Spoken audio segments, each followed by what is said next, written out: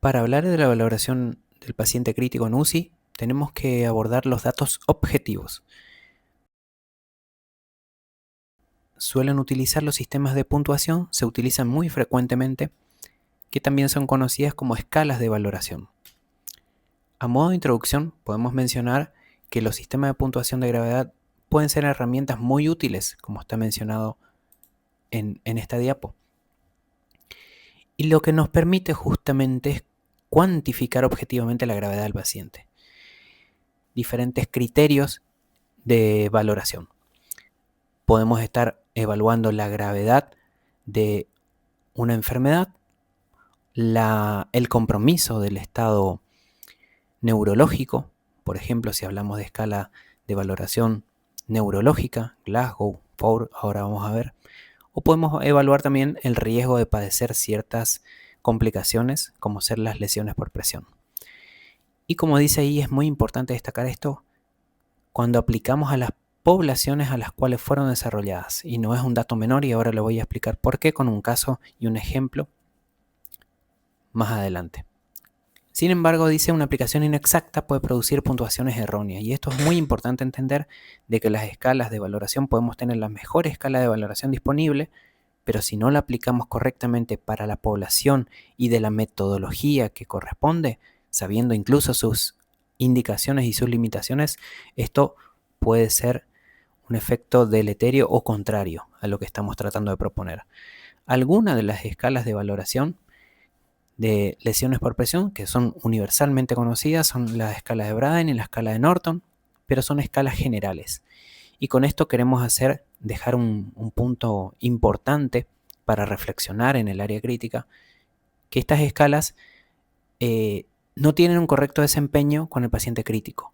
Acá podemos ver en este trabajo que le traje de investigación, donde habla justamente de la comparación de estas escalas generales, que son justamente instrumentos generales, como tiene que ver la escala de Norton, la de Braden, versus aquellas que son específicas en el área crítica, en el paciente crítico, en la UTI justamente. Y ahí podemos ver que el valor predictivo de la EVAR-UCI mostraron mejores resultados en indicadores de desempeño en la Calculate y la EVAR-UCI. Acá le traje justamente la EVAR-UCI, que es un ejemplo de esta escala de valoración. Por eso le decía anteriormente que tenemos que conocer las limitaciones, las indicaciones, y utilizar ese dato que nos brinda, que realmente sea lo más preciso posible. O sea, si me está midiendo el riesgo de padecer lesiones por presión, que sea para ese tipo de sujeto de cuidado o ese tipo de pacientes, ¿no?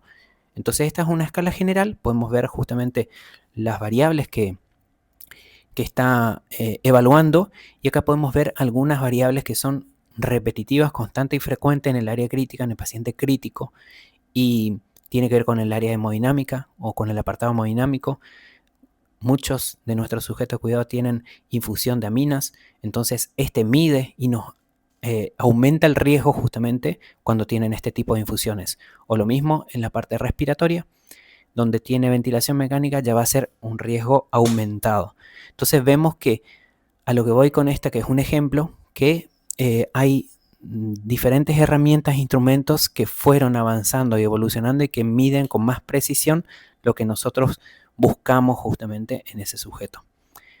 Acá tenemos otros ejemplos de escala de valoración. Siempre que la persona, el paciente, nos autorrefiere al dolor, las escalas de autorreferencia como la EVA es una muy conocida y muy utilizada, y está muy bien, donde el paciente justamente nos refiere su grado de dolor, y esas siempre van a ser de elección, pero en pacientes no comunicativos, que puede suceder esto frecuentemente, tenemos que utilizar estas escalas que son no comunicativas.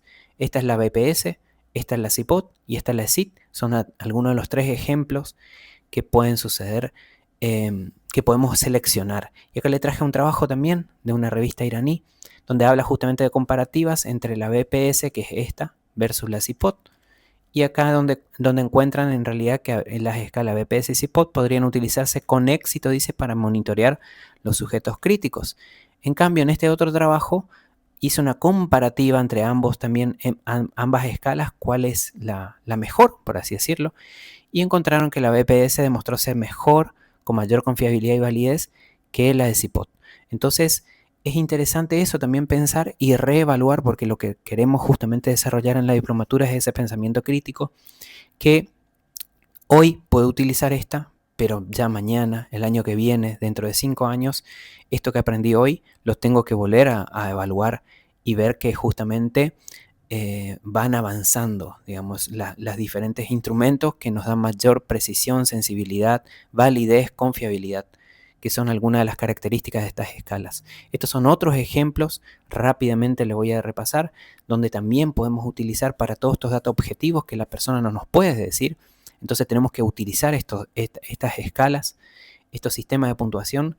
Acá está la MRC, donde se evalúa por miembro de la fuerza muscular. Esto es importantísimo en el paciente crítico. Para evaluar las pupilas tenemos esta ayuda a memoria que nos va a orientar un poquito. Podemos ver la evaluación según el tamaño, según la relación entre ellas y según la respuesta a la luz, donde podría ser mióticas, midriáticas, isocóricas, anisocóricas, reactivas o arreactivas en cuanto a la luz. La escala de Four es una escala de evaluación neurológica. Esta tiene sus beneficios por sobre la escala de Glasgow.